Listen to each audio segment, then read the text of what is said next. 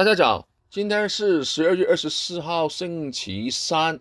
今天的话呢，交易时间呢会缩短的，所以今天成交呢就没有这么多，因为呢明天呢是圣诞节呢，就是会没有开盘。然后呢，就今天就继续呢，就昨天的升势，道琼斯呢就昨天算是第4天上涨，涨79点，涨0.16%。S&P 昨天也是算是第4天上涨，涨31点，涨0.46%。最后呢，还做了一个收盘新高啊，6909.79。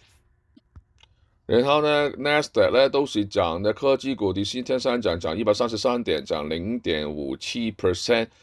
昨天只有小型股呢，第一天下跌，跌18点，跌0.69%。来到今天的话呢，就都说今天就变动不是很大的了，因为已经是放假的前夕。然后呢，道琼斯的话呢，就最好最差的时候就是有些许跌56点，一直慢慢涨上去，最后现在呢就差不多是今天的高点，涨240多点，0.5% 左右。今天呢就没有什么经济数据，市场呢大家都是放假的这个 mood 啊，这个状态。然后大家都在消化呢这几天呢这个市场的这个高点的附近徘徊。然后10年公债利率的话呢，今天就些许下跌，现在是报4.151，跌0.02。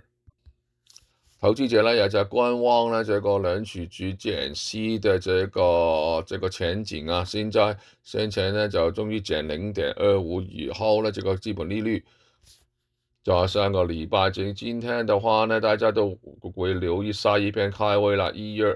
28号联储局下次开会，现在减利率可能性呢，就从昨天开始的这个礼拜的这个经济数据出来以后呢，减到只有13%，是可以减0.25，然后再到下一年的3月18号的话呢，减利率的可能性呢才会有45%，因为这个星期的这个经济数据。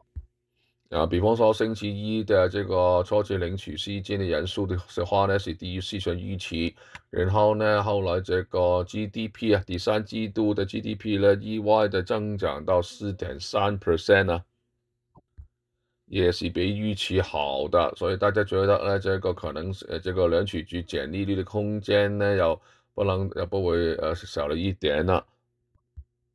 超前领取息金的人数的话呢，是报214000，低于市场预期的224000，也跟先前都是224000。然后呢，连续领取的人数的时候1923000，但是高于市场预期的1888000，也高于先前的1885000。所以呢，初次领取的人数呢是意外下滑，就意思说呢，就公司呢没有继续裁员，但是呢继续领取的人数呢就持续的攀升，就说明呢他们这个公司呢就不会再叫人了，就变成了这个劳动市场呢有点是这个停滞的状态。商品方面呢，黄金、白银呢，在这个都是创这个历史新高啊。今天呢，冲破4500啊，今天最高达到4525的这个历史新高。现在呢，还是涨到4470块8毛。白银呢也是一样啦，今天呢曾经最高呢很夸张啊，冲破72块钱啊，是涨到72块7毛的历史新高。这个今年以来呢，黄金呢都已经涨了超过70%，白银呢就更加涨了150%，双双呢都是创下了1979年以来的最好的这个年度的表现。最主要呢，就很多的国家呢都是持续买进这个黄金、白银。最近呢，因为这个地缘政治的问题啊，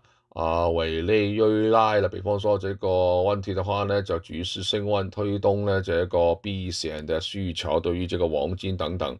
再加上呢市场对于未来减息的这个预期的话，所以就是市场呢就是把这个资金投到这些黄金啊等等呢去做这个避险的这个部署。还有这个白银啊，Palladium 呢，都是这个历史新高的1959.4毛5啊。个股方面呢，就这个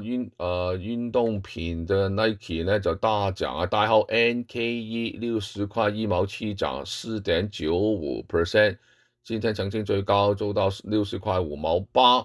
最主要呢，有这个从政府监管的文件看到呢，这个 Apple 的 CEO 啊，最近大手的加码买这个 Nike 的股票。